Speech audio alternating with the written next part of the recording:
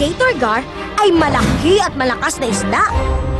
Dahil matigas ang kaliskis nito, ginagamit yon bilang A. Armor, B. Ulo ng pana. Ang sagot ay B. Ulo ng pana. Ang kaliskis ng isdang ito ay nababalot ng ganoin.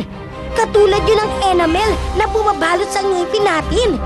Kaya matigas ito at ginagamit ng American Indians bilang armas.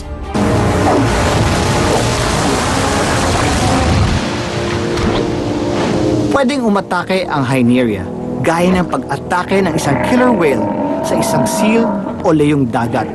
Pero mukhang sumablay siya. Yun ang akala natin. Meron nga pala siyang matitinding palikpik, kaya nagulat ang lalaking Hainerpiton.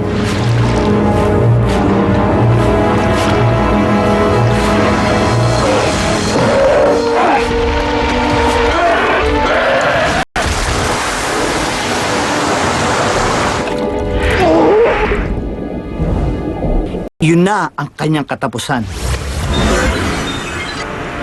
Pero makakahanap din ng paraan ang mga amphibian para makaiwas sa panganib na hatid ng tubig.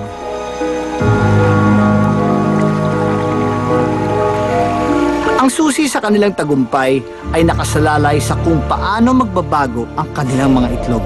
Sa paglipas ng panahon, magkakaroon ito ng waterproof na balat na magbibigay proteksyon sa sanggol na nasa loob laban sa mainit na araw.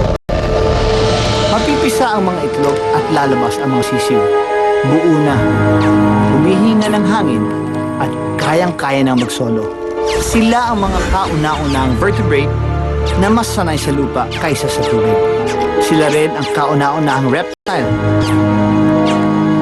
Pero sa kanilang paglipat sa kapatagan, marami rin silang makakalak. Nagbalik na ang mga arthropod at mas mapanganib sila ngayon. Nakita mo yung pasok ng higanting gagamba, malaki pa siya kaysa sa mga itlog. Pero walang dapat katakutan dahil ang pinakamabisang panlaban sa takot ay kaalaman. Sana nag-enjoy kayo sa mga natutunan natin ngayon.